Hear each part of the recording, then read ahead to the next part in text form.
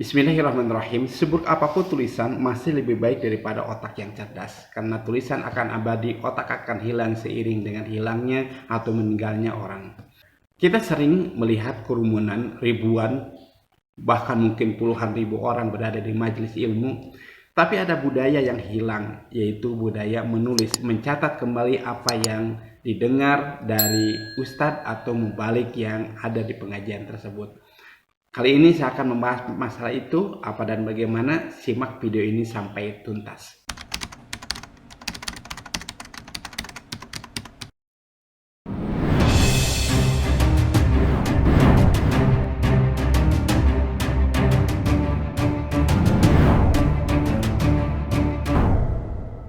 Ali bin Abi Thalib radhiyallahu anhu mengungkapkan, "Al-ilmu sayyidun wa kitabuhu qaiduhu qayyisuda kabil hibalil wasiqah."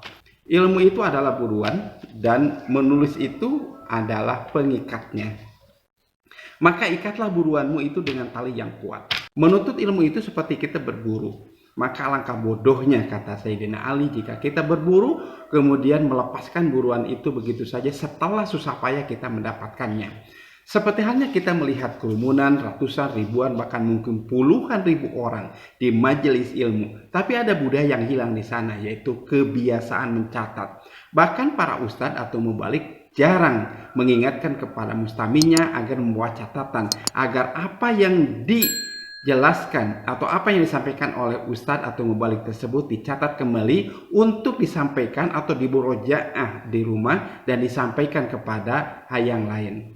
Seperti saya ungkapkan di muka bahwa seburuk apapun tulisan masih lebih baik daripada otak yang cerdas. Masalahnya apa? Walaupun tulisan itu buruk, tapi tulisan bisa dimurojaah, tulisan bisa diulang-ulang kembali, tulisan bisa dibaca kembali, dihafalkan kembali. Sementara otak manusia secerdas apapun, dia punya keterbatasan, akan suatu waktu akan lupa kembali. Maka ketika otak itu lupa, maka tulisannya akan menjadi pemandunya, atau kita akan membaca kembali tulisan atau catatan yang pernah kita catat ketika kita ngaji atau lagi berada di majelis ilmu.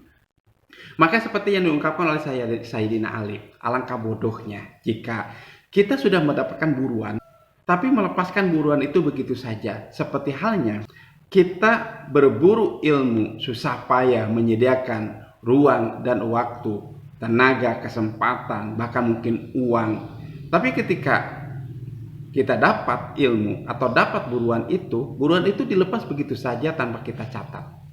Maka patah disebutkan bahwa menulis itu adalah bekerja untuk keabadian. Karena orang boleh cerdas, orang boleh hebat, orang boleh otaknya cerdas. Tapi kalau tidak menulis, maka dia akan hilang dari sejarah seiring dengan usianya yang sudah lanjut atau usianya yang sudah habis. Tapi akan sangat panjang umur kita itu karena tulisan.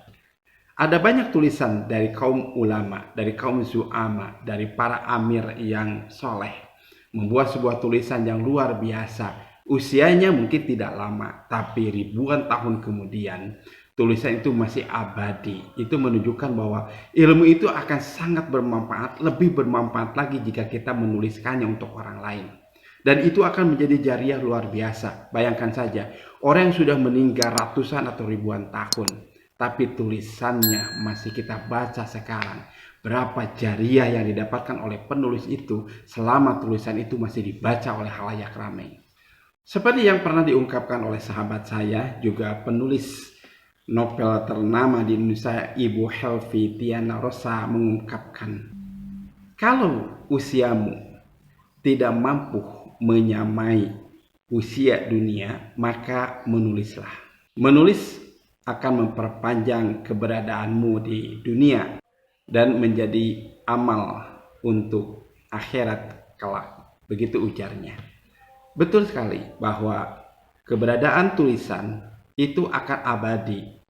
Walaupun orang secara fisik sudah meninggal, tapi tulisan yang abadi itu akan menjadi ruh yang akan memperpanjang nama dia, kehidupan dia di mata masyarakat atau di hati para pencintanya. Coba kita cek sejarah dulu ketika zaman sahabat. Muncul kekhawatiran andai para penghafal Al-Quran itu menyusut atau bahkan menghilang. Maka pada zaman Khalifah Utsman bin Affan, seluruh tulisan yang ada di tulang belulang atau tulisan-tulisan yang ada di manapun kemudian dikumpulkan dan disinkronkan dengan hafalan-hafalan para sahabat, kemudian jadilah mushaf Al-Quran seperti yang kita saksikan saat ini. Kita sering mendengar istilah jiping, yaitu ngaji kuping saja.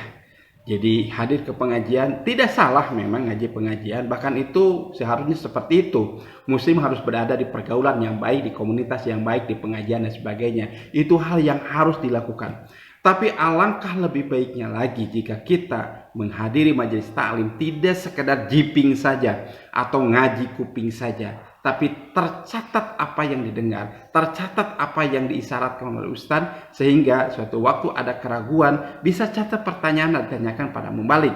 Atau mungkin apa yang disampaikan oleh mubalik itu nanti bisa sampaikan ke khalayak ramai atau anggota keluarga yang tidak ikut pengajian itu. Seperti yang difirmankan oleh Allah Subhanahu wa taala, "Wa takum minkum ummatu yad'una ilal khair." Hendaklah kalian semua menjadi dai, mengajak orang pada kebaikan.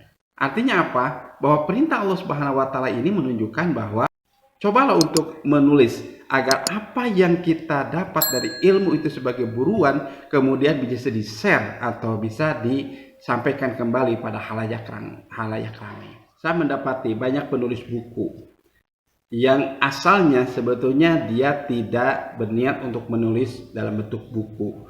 Cuman setelah banyaknya catatan-catatan yang dia dapatkan dari sekolah dulu atau mungkin dari majelis ilmu, dari seminar dan sebagainya, sehingga dia punya ide untuk membukukan apa yang ditulisnya.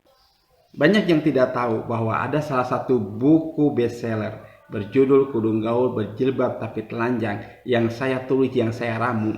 Sebetulnya buku itu adalah kumpulan tulisan-tulisan seminar yang dimana saya sebagai pembicaranya. Kemudian saya ramu kembali, saya tata kembali sesuai dengan porsinya, jadilah buku, dan alhamdulillah buku itu justru diterima oleh khalayak ramai.